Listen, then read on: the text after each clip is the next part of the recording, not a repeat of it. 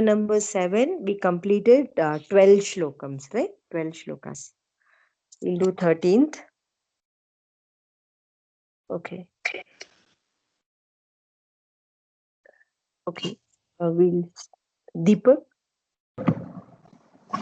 Yeah. 1 second.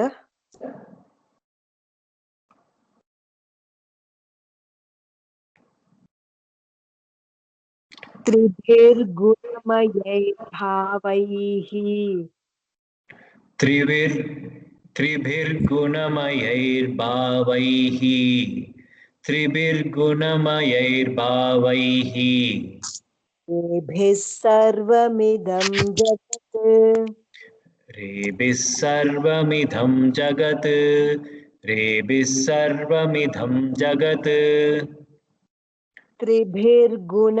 Can you read from your book? Tribhirgunamayai bhavo, is it?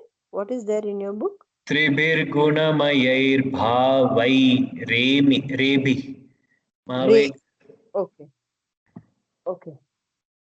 So we'll say bhavaihi and then we'll say ye bhi. Okay, not re, ye. Ra is already taken. Tribhirgunamayai bhavaihi ye bhi sarvamidam jagat. त्रिभिर्गुणमयैर्भावैः रेभिः सर्वमिदं जगत् त्रिभिर्गुणमयैर्भावैः रेभिः सर्वमिदं जगत् मोहितं नाभिजानाति मोहितं नाभिजानाति मोहितं नाभिजानाति मामेभ्यः परमव्ययम् मामेभ्य परमव्ययम् मामेभ्यः परमव्ययम् मोहितं नाभिजानाति मामेभ्यः परमव्ययम् मोहितं नाभिजानाति मामेभ्यः परमव्ययम् मोहितं नाभिजानाति मामेभ्यः परमव्ययम् Okay. Chapter number 6, shloka number 14. Jyoti ma'am. Chapter number 7, right?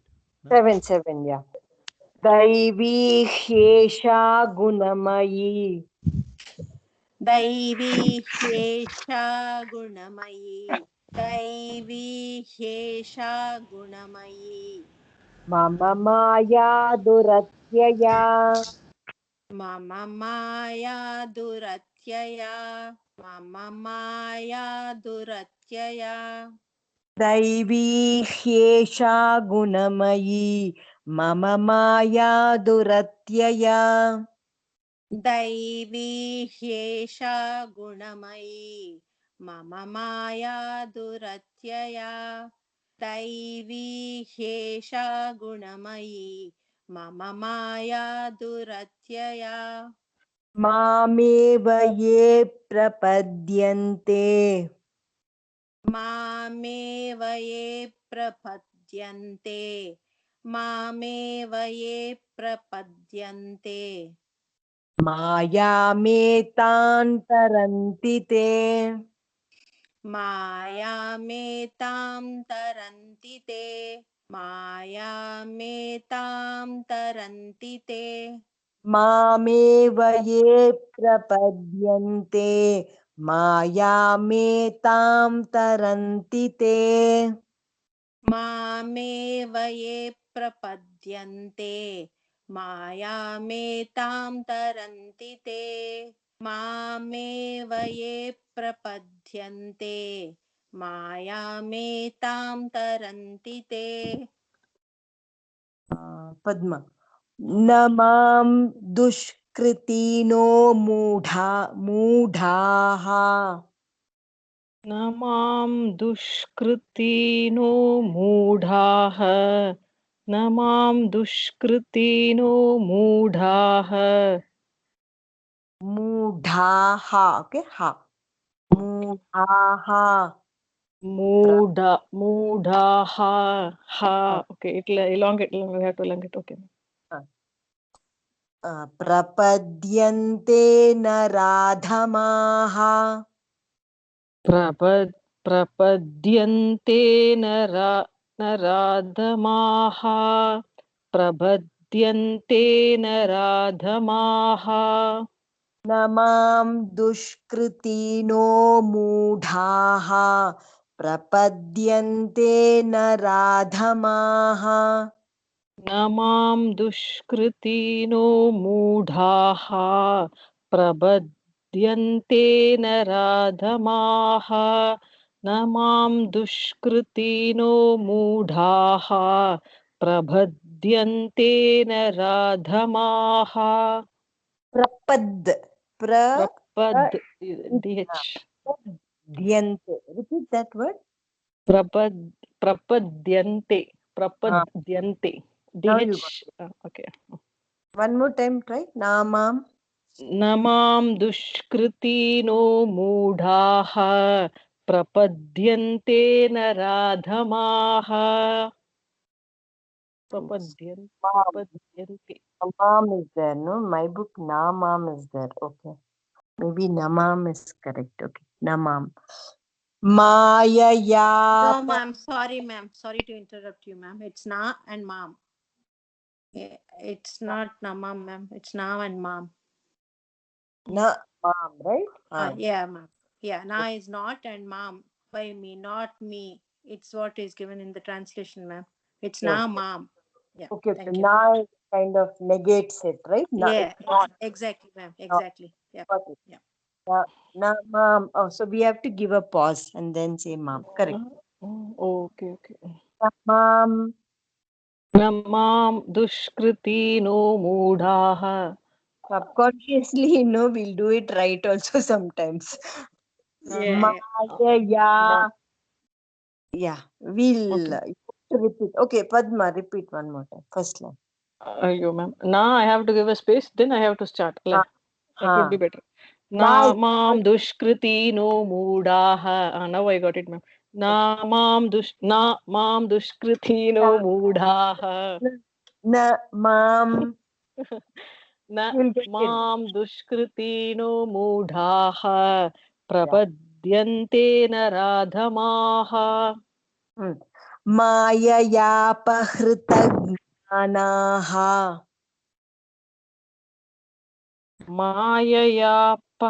मायया प्रहृद what is this Whole Kannada. मायया मायया मायया ज्ञान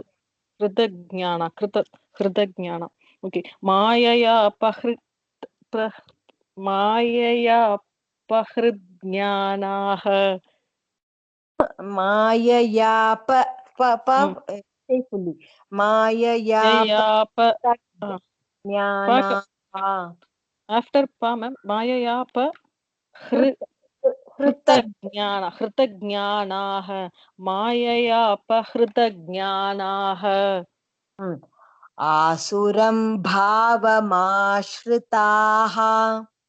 आसुरं भावमाश्रिताः आसुरं भावमाश्रिताः माययापहृतज्ञानाः आसुरं भावमाश्रिताः मायया अपहृतज्ञानाः आसुरं भावमाश्रिताः मायया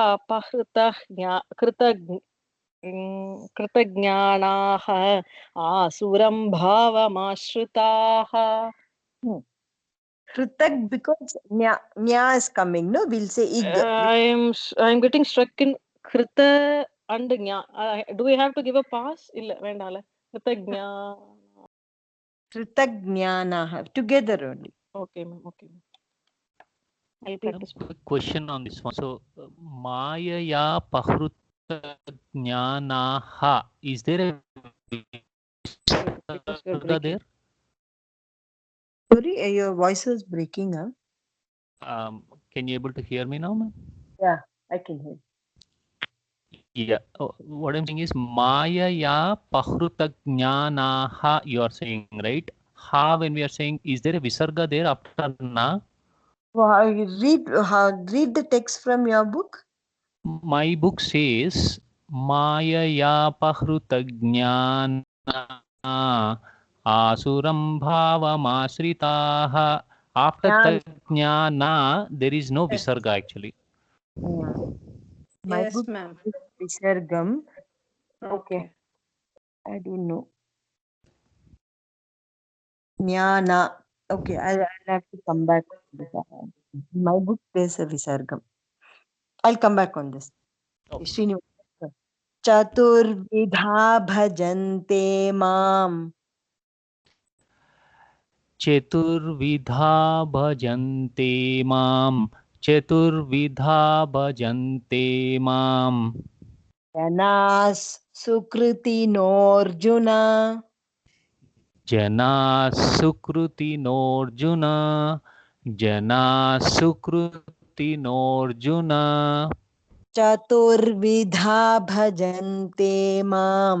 Janas Sukritinorjuna.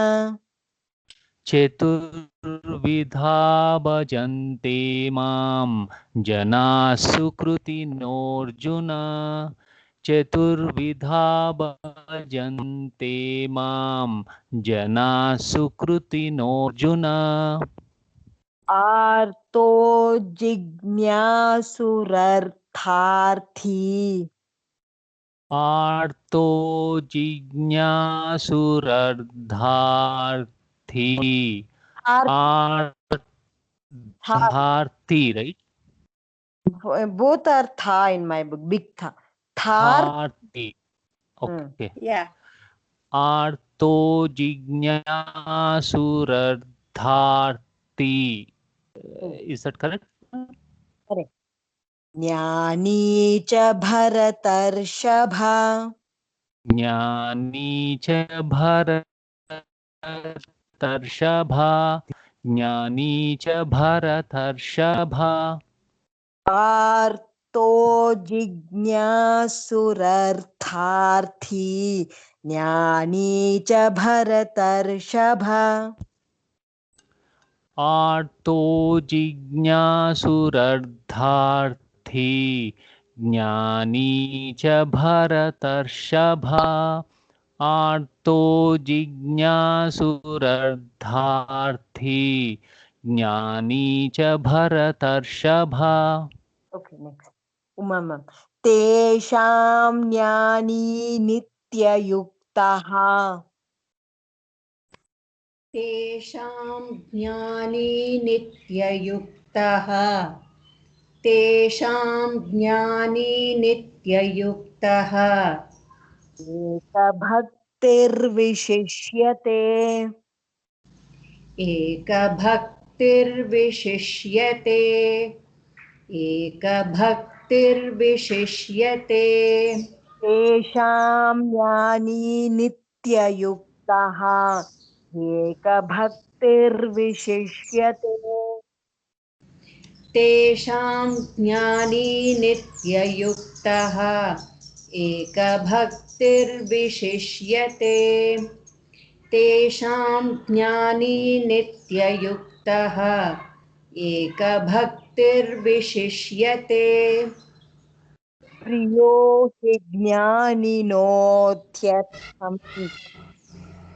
प्रियो हि ज्ञानिनोत्यर्थम् प्रियो हि ज्ञानिनोत्यर्थम् अहं स च मम प्रियः अहं स च मम प्रियः अहं स च मम प्रियः प्रियो हि ज्ञानिनोत्यर्थम् त्यर्थम th alone is big, okay? Priyo हि ज्ञानिनोत्यर्थम् अहं स च मम प्रियः प्रियो हि ज्ञानिनोत्यर्थम् अहं स च मम प्रियः प्रियो हि ज्ञानिनोत्यर्थम् अहं स च मम प्रियः Archana Mishra ma'am.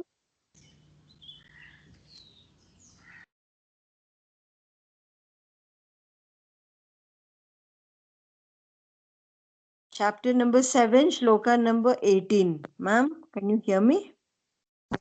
Yeah. Okay. Yes. You can Ma'am? hear me? Yes, You you are. can hear me? Yes, I can hear you. Udara sarva yevaite. Udara sarv evete. Ma'am, udaraha sarva. So you will combine with the is, okay? Udaras. That is has to be heard, ma'am. So you have to say it clearly. Udaras sarva ye vaite, not vete, vaite. Repeat, ma'am. Udara sarv evete. Good. Again. Udara sarv evete. Ye is always long, ma'am. Ye, don't hesitate to say it long. Ye, vai, te. So if you see ye, vai, and te, they have the same amount of time. Okay? Yeah, I have not read Sanskrit, not learned Sanskrit. That's why I'm struggling. So I would like to know whenever if in any Sanskrit classes, if you can recommend me. Any other also, so that Ma'am, I could. very good websites, ma'am, for basic Sanskrit. I'll share some of the URLs. If you don't find them usable, then we'll work out other alternatives. Okay. Because I did search for, and I was wondering whether it is completely right, the perfect one. If you can send me the perfect one, where I could look. Yeah, I have a reference. I'll share it with you. You can review Yeah, it off. thank you so much. Got it right, ma'am? Again, one more time. Udaras sarva yevaite. Udara sarva evaite. Yevaite. Evaite. Jnani. Jnani tvat. Jnani. Yeah, you have to say jnani, ma'am. Huh? Jnani tvatmaiva me matam. Jnani tu atma matam. Jnani tu atma matam. Jnani tva. Not you're saying something else. Jnani tva atma. What else is there, ma'am, in your book? Atma. Eva me matam. Atmaiva me matam. Correct? Yeah. Atma eva me Oh, matam. Yeva me matam. Okay, fine. You can say that. Atma. Jnani tva atma yeva me matam. Jnani tu atma ve me matam. Jnani tu. Sorry. Atma and Eva becomes in Sanskrit Sandhi rules Atma Eva. So Yeah. Atma eva. So together, becomes yeah. I think her text is like split. So I will just- Okay. But that will make her more difficult for her to that's it. So Ma'am, this is another book I consulted. I think I should follow the proper one. Please send me the name of the proper so that I can download the PDF from the Google search. okay, ma'am. Go to Sanskrit documents. I'll share the link. Go to Sanskrit Okay. documents and you can look for. Yeah, because sometimes the printing, because these books are, it's a very old books I have got. Great, Here. ma'am. Old books are good. So there's nothing wrong in that print, ma'am. The thing is, they have split the words. If you Okay. follow Sandhi rules, you don't have to split. Like usually in Sanskrit, some words you will see them as very long, but they are not actually long. They have been joined using some rules. Okay. So in some books, you will find them as split. They would have given it in a split manner. In some books, they would have joined them. That's why It's a point of confusion for many.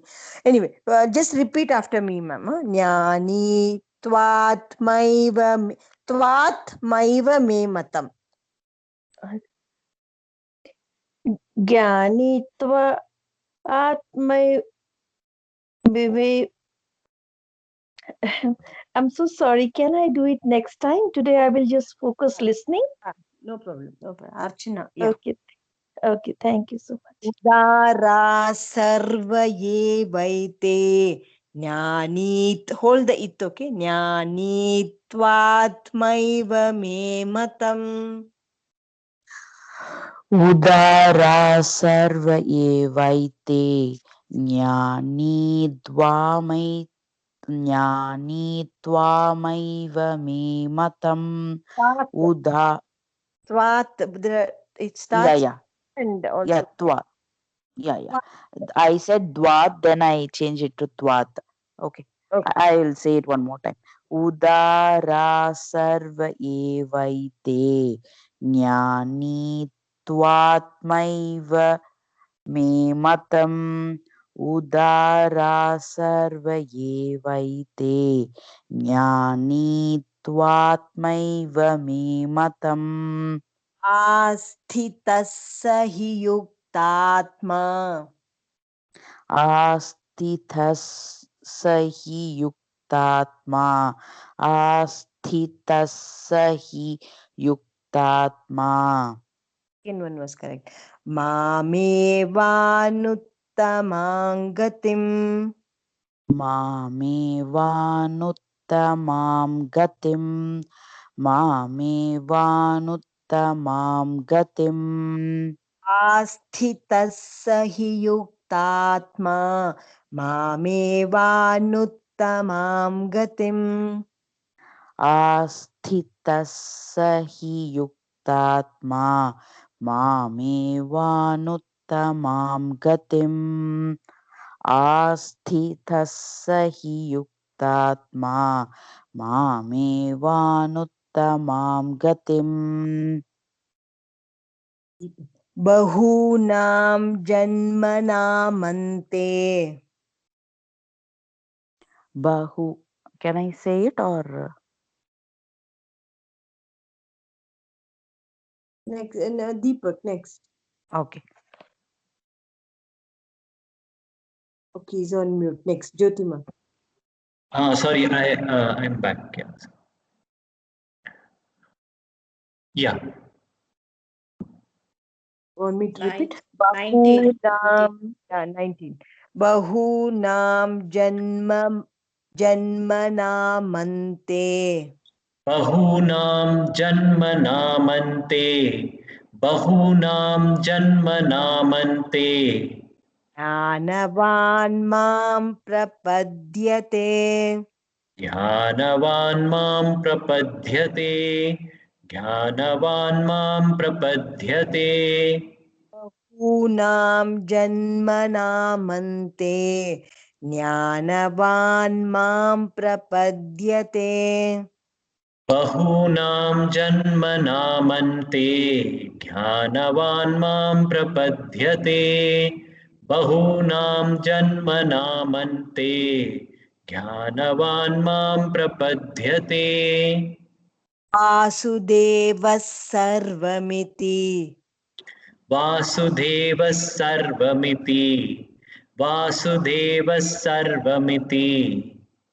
Mahatma, one second, Sa Mahatma Sudurlabha. Okay, Sa Mahatma Sudurlabha. Samahatma sudurlabha. Samahatma sudurlabha. Vasudeva sarvamiti. Sa Mahatma Sudurlabha. Vasudeva sarvamiti. Samahatma sudurlabha. Vasudeva sarvamiti. Samahatma sudurlabha. Okay, Sa, then pause, then say Mahatma. Okay, not Samahatma. It is Mahatma. next, Jyotima. कामैस्तैस्तैर्हृतज्ञानाः कामैस्तैस्तैर्हृतज्ञानाः कामैस्तैस्तैर्हृतज्ञानाः प्रपद्यन्तेऽन्यदेवताः प्रपद्यन्तेऽन्यदेवताः प्रपद्यन्तेऽन्यदेवताः कामैस्तैस्तैर्हृतज्ञानाः प्रपद्यन्तेऽन्यदेवताः कामैस्तैस्तैर्हृतज्ञानाः प्रपद्यन्तेऽन्यदेवताः कामैस्तैस्तैर्हृतज्ञानाः प्रपद्यन्तेऽन्यदेवताः सन्तं नियममास्थाय तं तं नियमम् आस्थाय तं तं नियमम् आस्थाय प्रकृत्या नियता स्वया प्रकृत्या नियता स्वया प्रकृत्या नियता स्वया तन्तं नियममास्थाय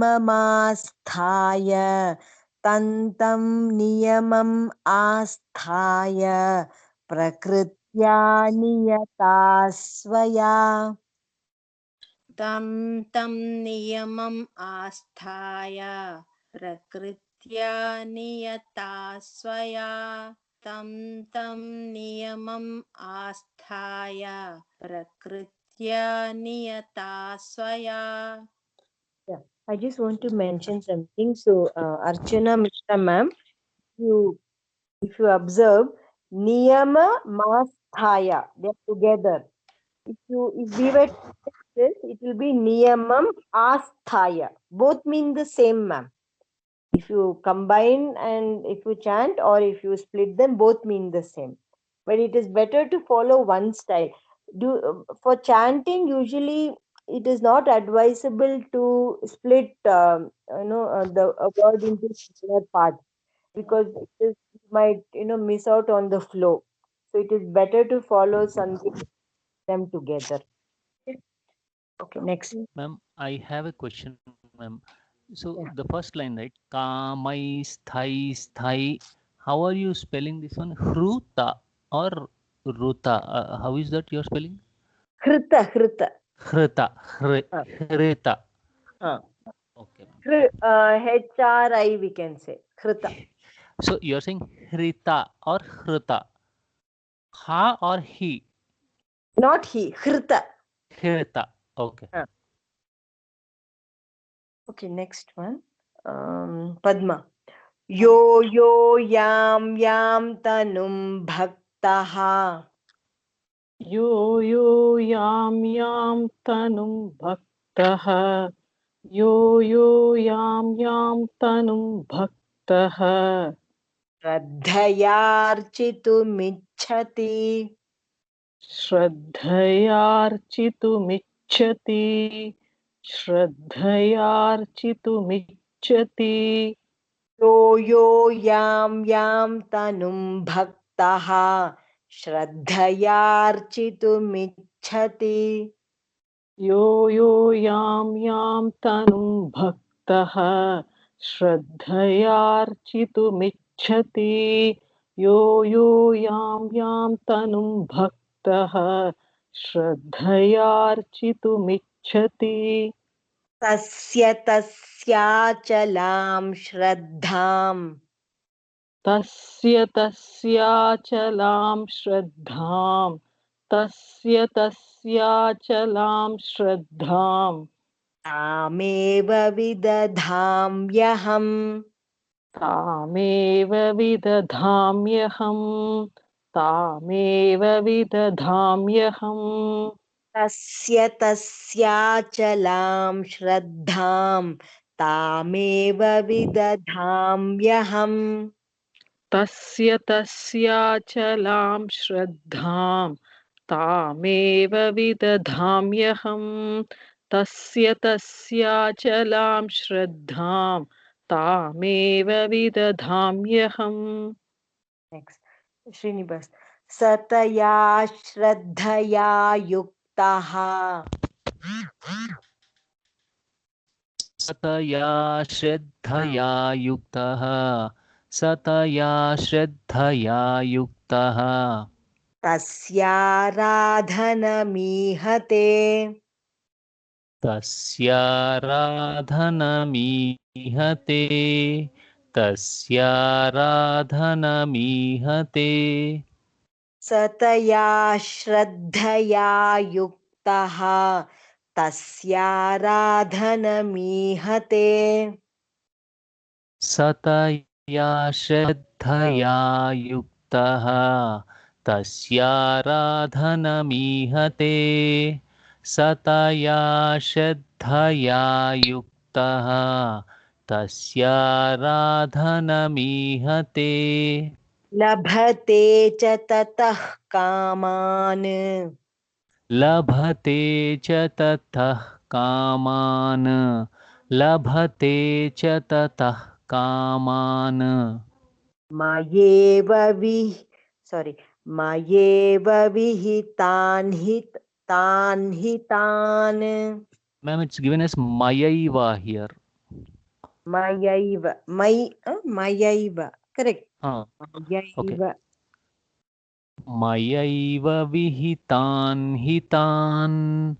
Mayaiva vihitan hitan. Labhate cha tatah kaman. Mayaiva vihitan hitan. Labhate cha tatah kaman. Mayaiva vihitan hitan. Labhate cha tatah kaman. Mayaiva vihitan hitan. So kaman. N, right? N, I should say. You should say, Okay. yeah. Kaman, if you don't want to call, kaman, mayaiva vihitan hitan. That's correct. Okay. Ma'am. Yeah. Tavattu phalam tesham. अन्तवत्तुत्फलं तेषाम् अन्तवत्तुफलं तेषाम् Tadbhavat, sorry, tadbhavat yalpa medhasam. तद्भवत्यल्पमेधसाम् तद्भवत्यल्पमेधसाम्. Tadbhavati alpa medhasam. Yeah. Antavattu phalam tesham. Tadbhavatyalpamedhasam. अन्तवत्तु फलं तेषाम् तद्भवत्यल्पमेधसाम् अन्तवत्तु फलं तेषाम् तद्भवत्यल्पमेधसाम्. Devan devayajo yanti.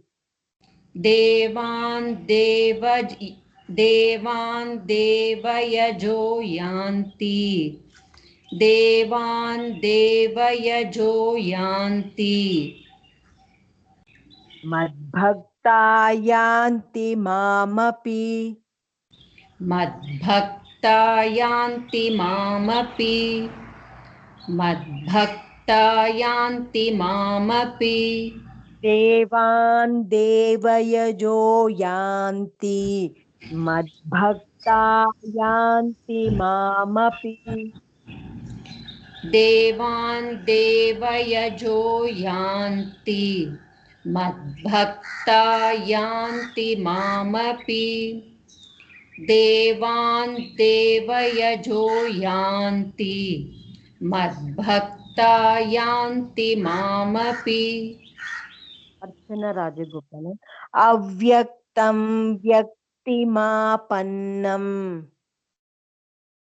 अव्यक्तं व्यक्तिमापन्नं व्यक्तिमापन्नम् अव्यक्तं व्यक्तिमापन्नम् मन्यन्ते माम बुद्धयः मन्यन्ते माम बुद्धयः मन्यन्ते माम बुद्धयः अव्यक्तं व्यक्तिमापन्नं मन्यन्ते माम बुद्धयः अव्यक्तं व्यक्तिमापन्नं मन्यन्ते माम बुद्धयः अव्यक्तं व्यक्तिमापन्नं मन्यन्ते माम बुद्धयः परं भावमजानन्तः परं भावमजानन्तः परं भावमजानन्तः ममाव्ययमनुत्तमम् ममाव्ययमनुत्तमम् मवाव्ययमनुत्तमम् परं भावमजानन्तः ममाव्ययमनुत्तमम् परं भावमजानन्दः नन्तः ल्या करेक्ट परं भावमजानन्तः ममाव्ययमनुत्तमम्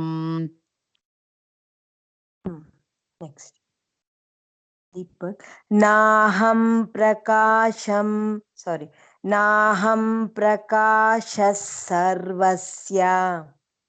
नाहं प्रकाशः सर्वस्य नाहं प्रकाशः सर्वस्य योगमाया समावृतः योगमाया समावृतः योगमाया समावृतः नाहं प्रकाशः सर्वस्य योगमाया समावृतः नाहं प्रकाशः सर्वस्य योगमाया समावृतः नाहं प्रकाशः सर्वस्य योगमाया समावृतः मूढोऽयं नाभिजानाति मूढोऽयं नाभिजानाति मूढोऽयं नाभिजानाति लोको मामजमव्ययम्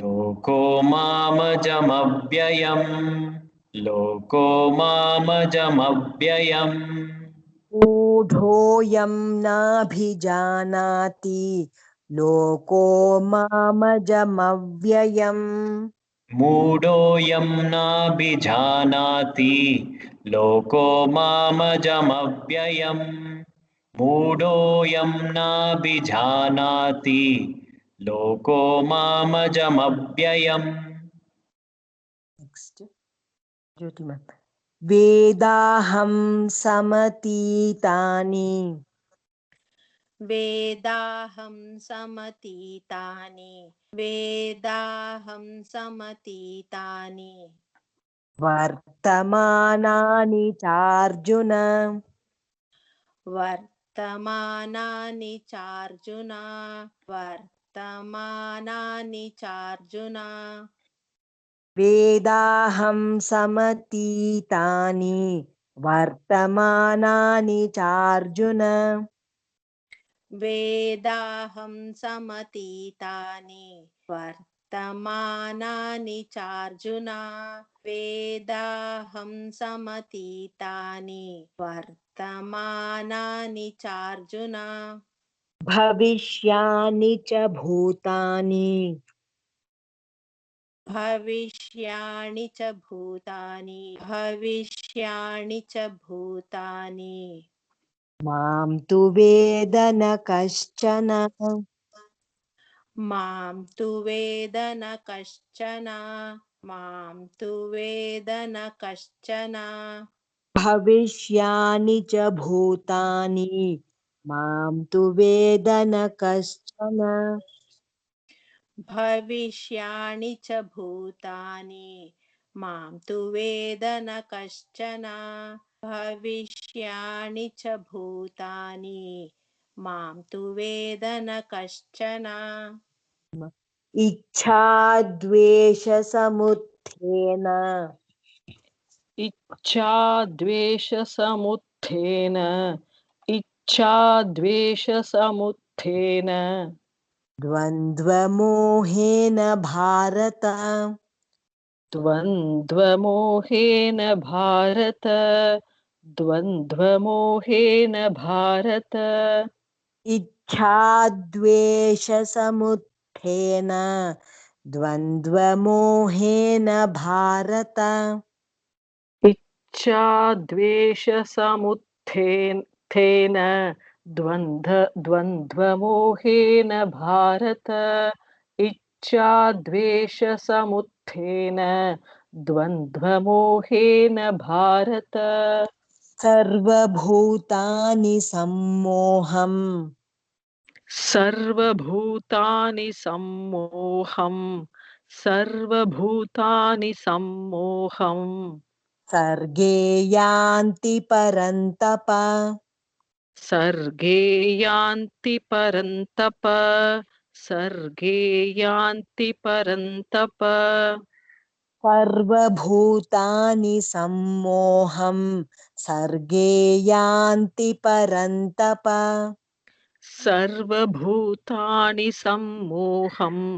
सर्गे यान्ति परन्तप सर्वभूतानि सम्मोहं सर्गे यान्ति परन्तप श्रीनिवास येषां त्वन्तगतं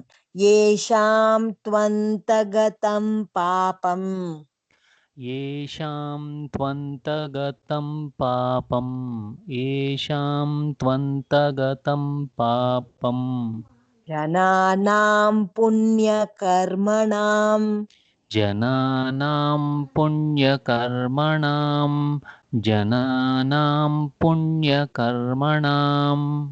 येषां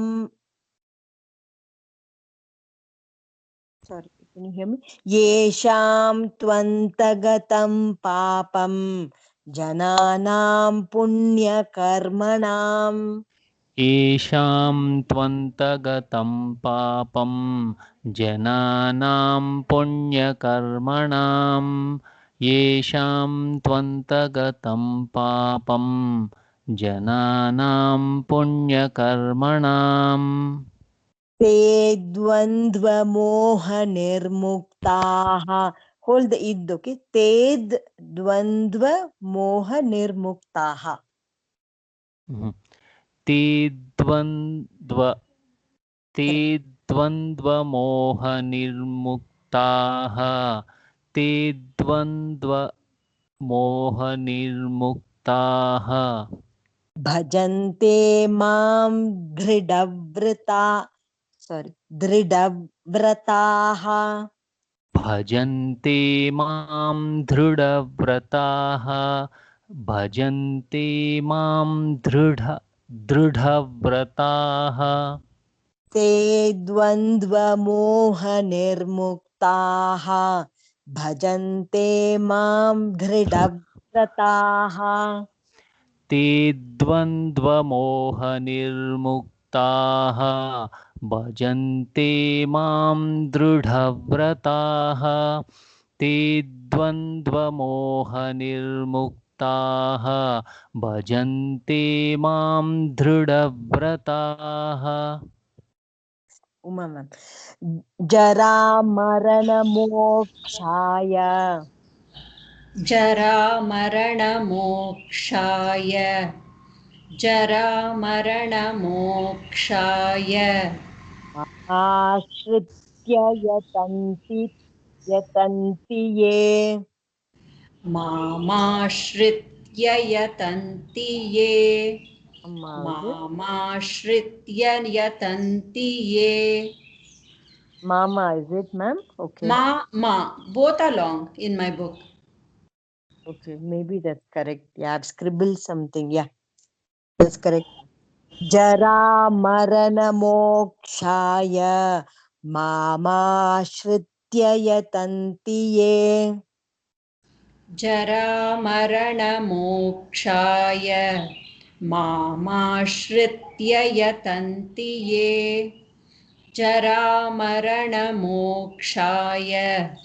मामाश्रित्य यतन्ति ये ते hold the ib ते ब्रह्म तद्विदुः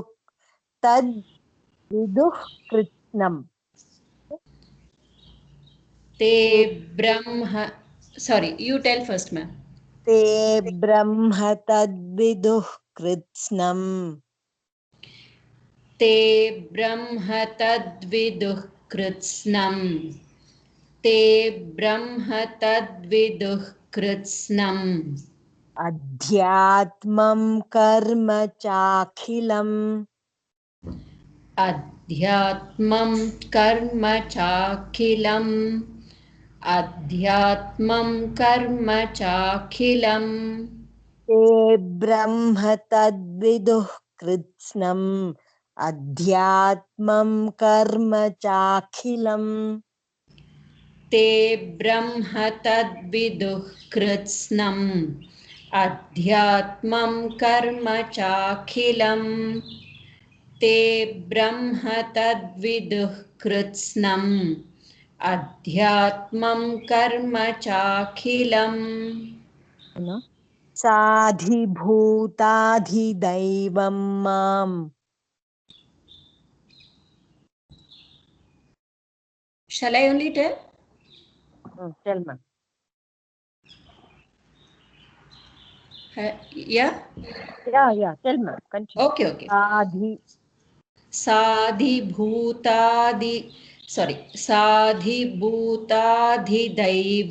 माम् साधिभूताधिदैवं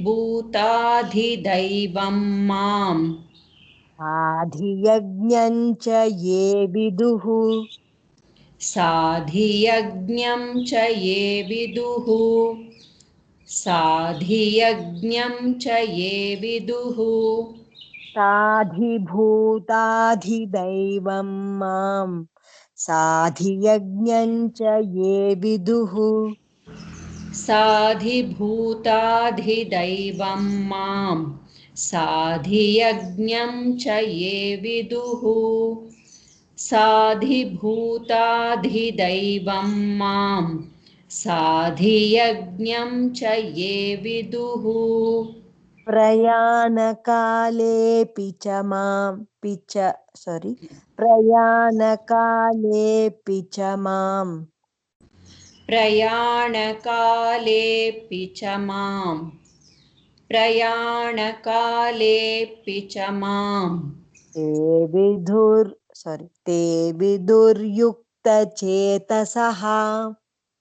ते विदुर्युक्तचेतसः ते विदुर्युक्तचेतसः प्रयाणकालेऽपि च माम् ते विदुर्युक्तचेतसः